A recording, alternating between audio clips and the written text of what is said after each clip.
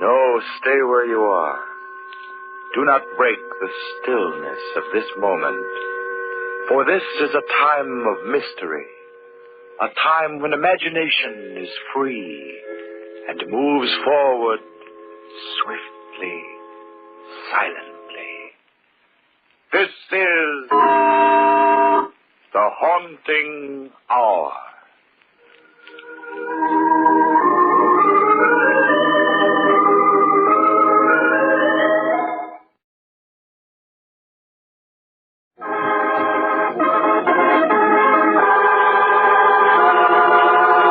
No escape.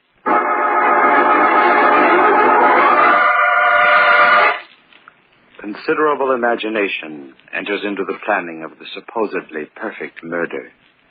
Considerable imagination is used so that time, place, alibi, and evidence are dealt with conclusively. Yet the most important piece of evidence that can expose the murderer and his crime is most often left intact. His imagination. His mind. 8 o'clock of a foggy April evening. Paul Perry, in his penthouse apartment overlooking a backyard of rubbish and the East River, is very busy tonight, planning murder. Simple murder. First, he prepares his prop. A chair is in the way. An end table obscures the path just a little. And that floor lamp might be turned over and broken in his rush to the window. The window. That's right. The window. The window through which Paul Perry will fling his wife and watch her plunge 16 floors to the yard below. Simple and final murder. The stage has been set. But first, there is a witness to dispose of. Excuse me, Mr. Perry, but what should I do about Mrs. Perry's dinner? It's getting cold. Never mind, Hannah. Mrs. Perry is probably eating out. Oh, yes, sir. Will there be anything else, Mr. Perry? No. No, I don't think so. As soon as you finish your work, Hannah, you can take the evening off.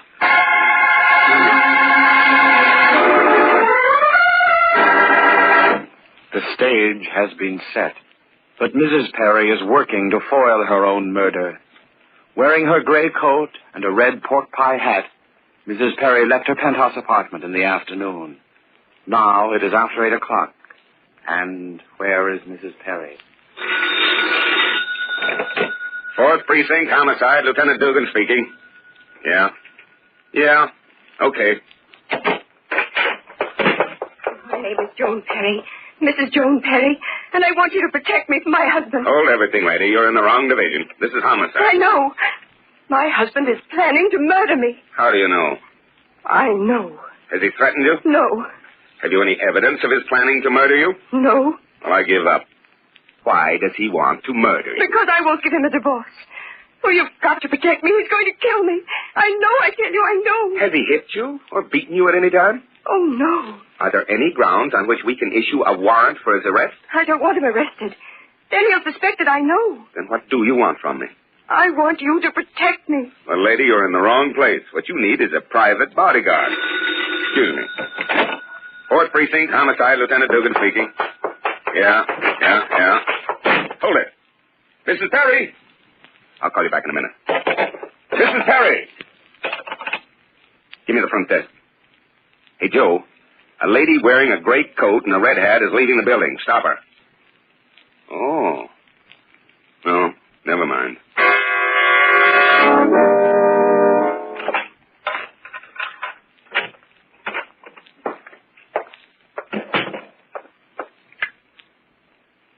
Something's wrong with the switch.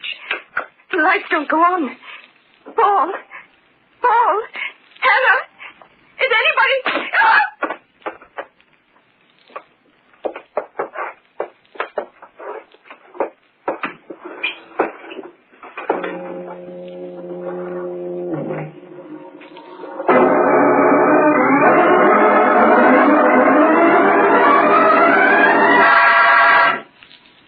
Good morning, Mr. Perry. Good morning, Hannah. Well, you needn't bother with a setting for Mrs. Perry. She called last night to say that she was staying at her mother's for a few days. Yes, sir. Well, what's on the menu this morning?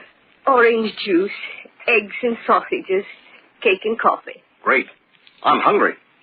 I'll get it, Mr. Perry. It's the delivery boy from the cleaners to pick up Mrs. Perry's clothes. It's the... what? The delivery boy from Mrs. Perry's clothes. Tell the boy to come in here. Oh, you want the delivery boy in here? Yes, bring him in. Oh, yes, sir. Yes, Mr. Perry. Shouldn't have jumped down Hannah's throat like that. It's probably some mistake. Now, what's cooking, mister? You're here for Mrs. Perry's clothes? You got it the first time. Well, when did she give you the order? She was in the store first thing this morning. She came into your store this morning? That's right. And what is this, the third degree? Huh? Oh, no. No. You see, Mrs. Perry is staying at her mother's for a few days, and this sounds like a practical joke. Can you describe her? And how? She's kind of neat looking, and she was wearing a gray coat with a red hat, if you call that a hat.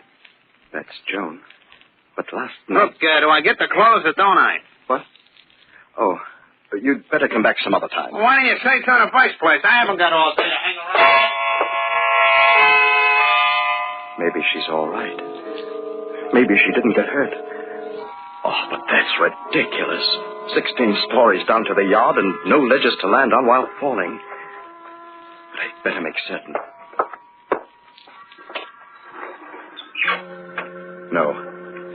No, it's a clean drop down to the yard. Can't see her from here with this fog. Maybe she's not there. But she's got to be. She's got to. I'd better go down to see for myself.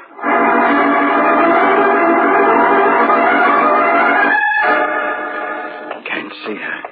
But she's here someplace. You just don't get up and walk away after you fall 16 floors. You don't. No, you don't. Maybe behind this box. No, she's not here. She's not here. Joan! Joan, where are you? Why are you hiding? Better watch it. I'm starting to act like a lunatic. There must be a logical explanation to all this. Maybe she fell into the river. Yes, that's it. She fell into the river and was swept away with the current.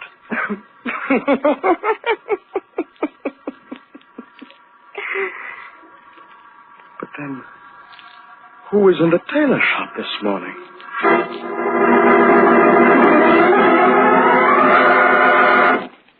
Yes, Hannah. What is it? There's a man here to see Mrs. Perry. Well, did you tell him she's away for a few days? He says that Mrs. Perry made an appointment to see him here. Where is he? In the foyer. All right, tell him I'll see him. Yes, sir. How do you do, Mr. Perry? Harvey's my name. Hope I'm not disturbing you. But your wife made an appointment this morning to see me today at 2:30, and here it is, 2:30, right on the button. Always prompt. That's me. It inspires confidence. You saw my wife this morning? Just missed her by a few minutes. I get to my office at 10 every morning, right on the button. Always prompt, but yes, I was a little late this morning. Well, then, with whom did she make that appointment? My secretary took care of the details. She opens the office every morning. A very efficient young lady, Miss Shepherd is. Yes, sir, very efficient. Mr. Harvey, I think your secretary made a mistake. What? Why, what do you mean? Well, you see, my wife couldn't have been in your office this morning because she's with her mother in the country since last night. It must be two other people. My gosh, this is something, isn't it? I wonder how Miss Shepherd made such a mistake. She's very efficient. Do you mind if I use your phone? I'd like to call my office. Help yourself. Thank you. I'm sorry to be such a nuisance.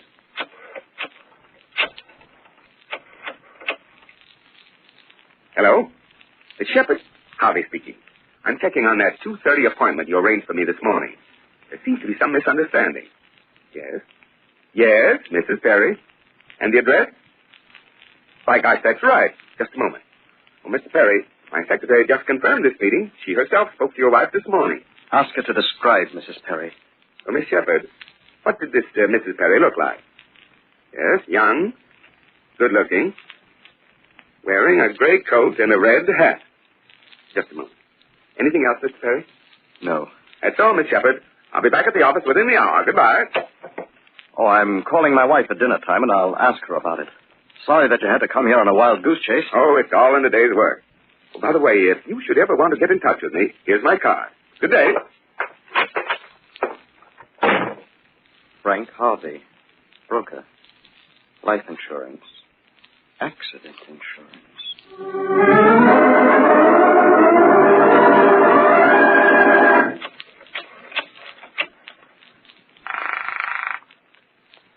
Hello?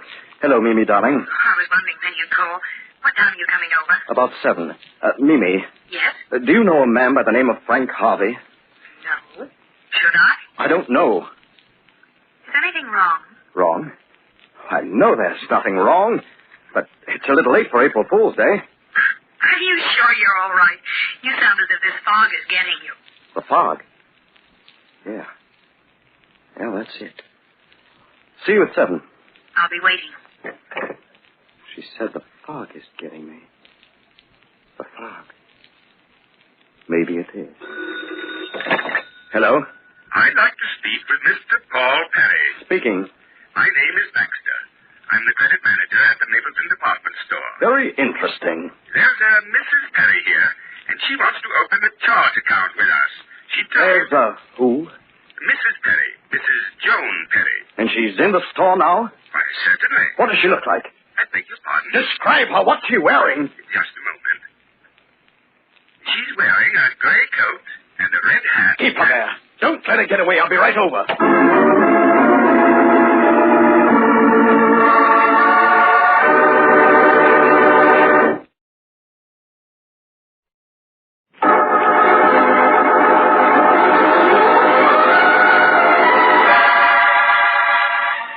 Paul Perry had planned the perfect crime. He decided to do away with his wife, Joan, in order to marry Mimi Foster. He hit his wife over the head and threw her out of the window to the backyard, 16 stories below. But, strangely, the next day, there were indications she might not have been killed despite her fall. First, her body was not to be found when Paul went to the yard to look for it. Then, several people told him they had spoken with his wife that very day. And finally, when Mr. Baxter, the credit manager of the Mapleton department store, called him to say Mrs. Perry was in his office to open a charge account, Paul frantically told him to keep her there. Which way to the credit manager's office? Second aisle on your left. Yes? Well, where is she? Where is who? My wife, Joan Perry. You called and said she was here.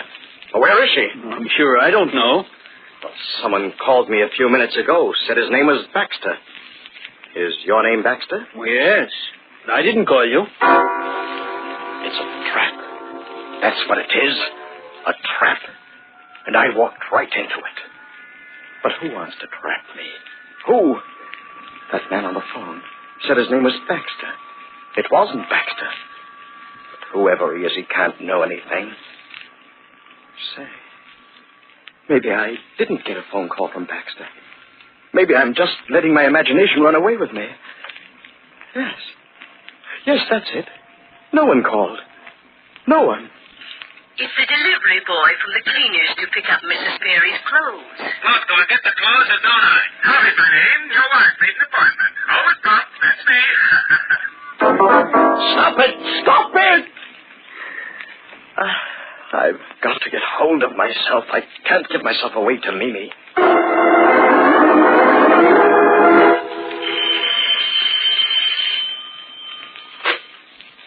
Hello, darling. Sorry I'm late, Mimi. I suppose you had the usual trouble trying to get away from your wife. She's not home. Mimi, let's go away. Far away, someplace where no one will know us, where no one will bother us. It wouldn't be right. Okay, then forget it. Forget it for now, anyway. Come on, let's get going. All right, darling. I'll be ready in a minute. Hope the fog lets up soon. Might as well be in London. How do you like it? How do you like my new hat? Where did you get it? I just bought it today. Take it off. Take it off. Why? I like it. I said take it off. It's Joan's hat. Oh, Paul, why must everything remind you of Joan? Take it off! All right. I'll take it off. I'm sorry. It's just that I hate her so. I know. Darling, let's not stay here all night gabbing about her. We're going out to have fun. Yes. Yes, we're going out to have fun. All right, then. Let's go. Where to? Haven't you heard? The circus is in town.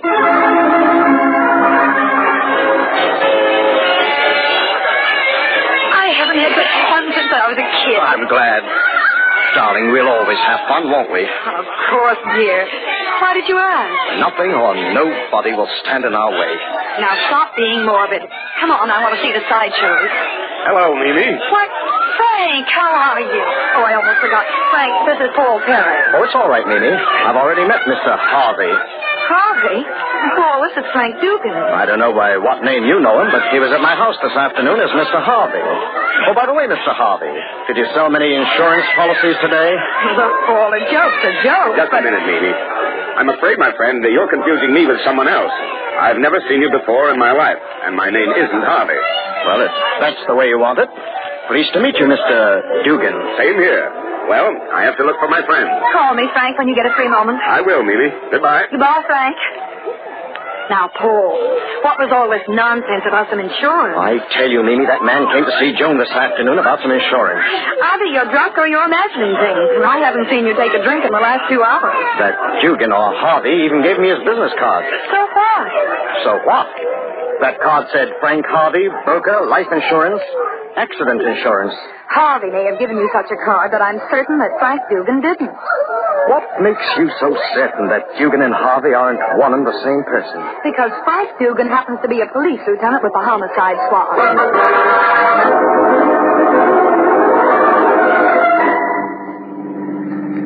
You've been acting strangely all evening. Strangely? Please, darling, don't nag. Oh, I'm sorry. It's just that I'm worried. What about? You silly. There's nothing to worry about. I hope you're right. Maybe I'm imagining things. Maybe I never saw Harvey. But he gave me that business card. At least I think he did. That card. I must get that card. It's in my blue suit, I think. And I've got to get rid of Mimi. I've got to get home and find that card. Thanks for taking me home, darling. I'll call you in the morning. You're so abrupt. It's as if you're anxious to get rid of me. I've got to get home. Good night, Mimi.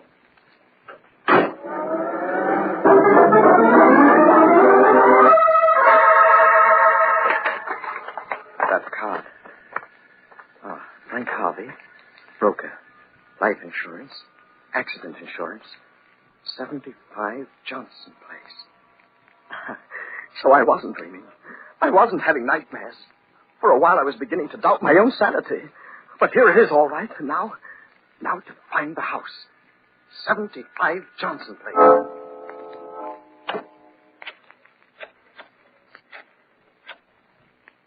Hello.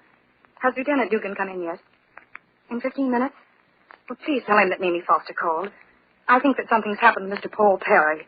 Will you tell him to meet me at Mr. Perry's apartment on East 73rd Street the moment he comes in? Thank you. Goodbye.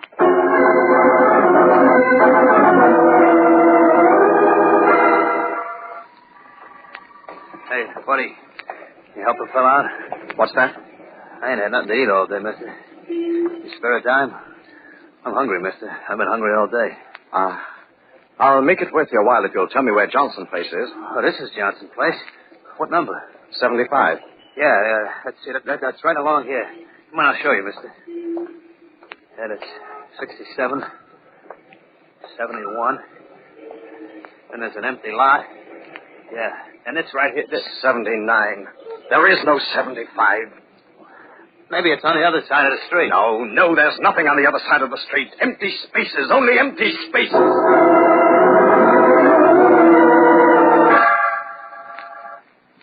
Hello, Paul. What are you doing here?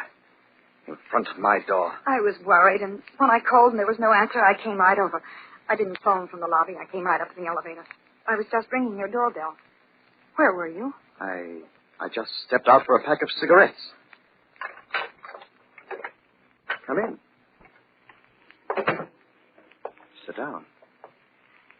Paul, Yes. what's eating you? Not a thing. I feel great. Before, at the circus, I you... took a walk, and the fog cleared my head. Sit down. I'll get you a drink. You look as if you could use one. Just like last night. The same scene, the same fog. The path to the window in the living room. Hannah out for the evening. But tonight I have a new leading lady.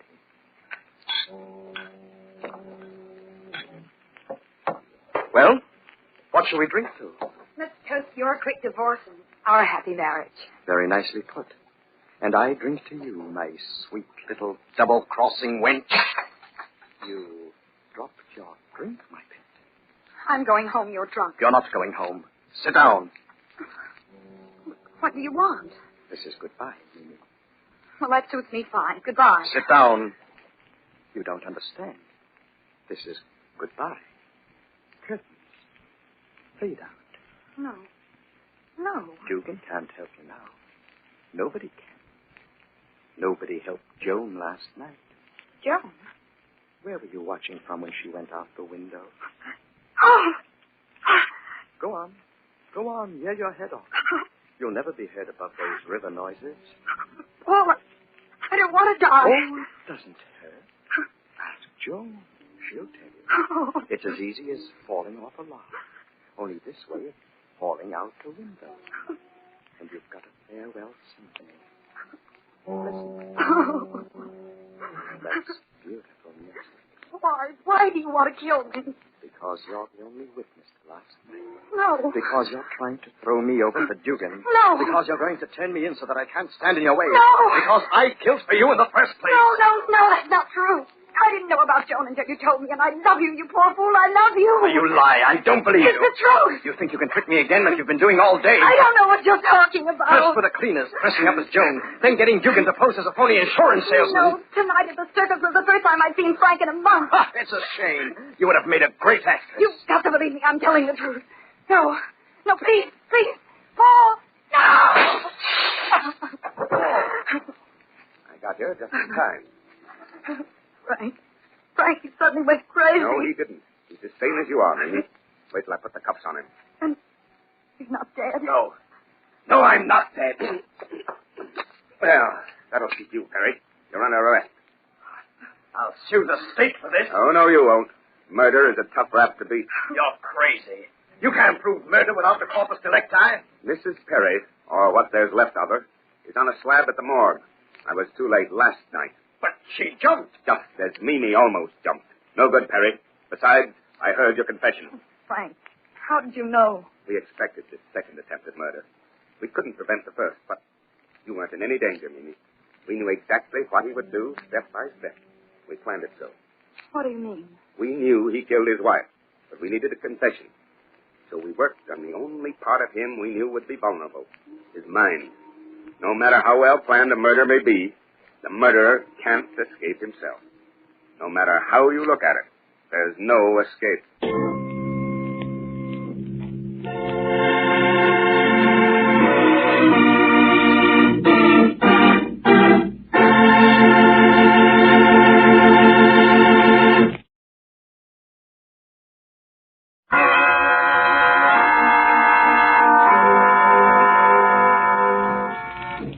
From shadows and stillness, mystery weaves a spell of strangest fascination, charging the mind with doubts and fears. For mystery is a strange companion, a living memory in the haunting hour.